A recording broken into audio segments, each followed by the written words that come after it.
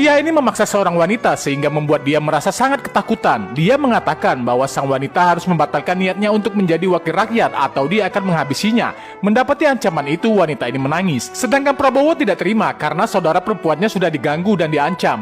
Dia kemudian menghajar Mansur yang sudah melakukan hal itu. Setelahnya Prabowo membuat tubuh Mansur terbakar api. Melihat keberanian Prabowo, para preman anak buah Cenggaredi tidak berani membalas. Mereka memilih pergi membawa mayat Mansur dengan rasa takut. Keesokan harinya Cenggaredi turun tangan langsung atas kematian Mansur. Cenggaredi mencari Prabowo sambil menyakiti istrinya sendiri, Parpati. Orang tua Parpati tidak kuasa melihat putri tercinta mereka diperlakukan seperti itu.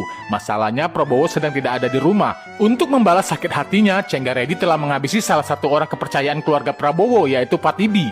Mayat Fatibi dimasukkan ke dalam tong dan disemen oleh Cenggaredi. Untuk melindungi Prabowo, Barani memintanya untuk segera pergi dari desa. Sedangkan Barani dan semua orang akan bersujud memohon ampun kepada Cenggaredi. Tapi Prabowo tidak mungkin meninggalkan desa dalam situasi seperti saat ini. Prabowo juga pernah berjanji kepada ayahnya akan menghentikan kekejaman Cenggaredi, sehingga dia pun berpikir keras untuk langkah yang harus diambil. Namun Citra justru mengajak Prabowo untuk menemui gadis kecil bernama Gangga. Namun Gangga tidak ada di rumah. Ibunya berkata dia belum pulang kerja dari lokasi pertambangan. Tujuan kedatangan Citra karena pernah berjanji akan mengecat kuku Gangga menjelang festival. Segerombolan orang ini berkumpul menyaksikan seorang anak yang tewas saat dia pulang kerja di sebuah tambang karena tertimbun lumpur. Orang tuanya menangis meratapi nasib anaknya, sedangkan Citra juga tak kuasa menahan duka. Orang-orang jadi khawatir jika anak mereka akan bernasib sama seperti Gangga. Sudah saatnya kekejaman Cenggaredi dihentikan. Prabowo sangat murka atas kejadian itu. Satu-satunya solusi adalah menghabisi Cenggaredi. Dia datang seorang diri menyerang ke lokasi tambang. Semua anak buah Cenggaredi dihajar dengan gagah berani.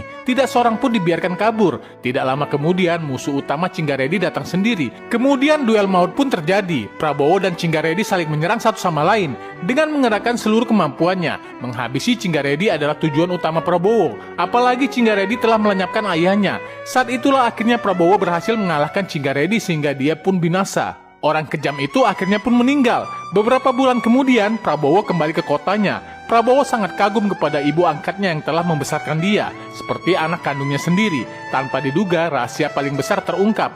Ternyata ibu Prabowo tidak akan membiarkan anaknya itu menginjakan kaki lagi di desa asalnya itu. Artinya Prabowo yang sudah pergi ke desa bukanlah Prabowo asli. Ternyata Prabowo yang sebenarnya adalah kakaknya sendiri yang saat ini adalah seorang dokter. Sedangkan Balu tetaplah Balu, putra kandung pegawai bea cukai. Fakta itu tentu saja membuat Balu kaget, marah dan bingung. Bagaimana bisa ibunya tega melakukan semua itu, ujar Balu. Untung saja Balu selamat dari kematian. Nak, saya yakin tidak akan terjadi apa-apa padamu. Kamu itu mirip dengan pamanmu, jelas sang ibu bangga. Nah guys, begitulah akhir dari cerita ini.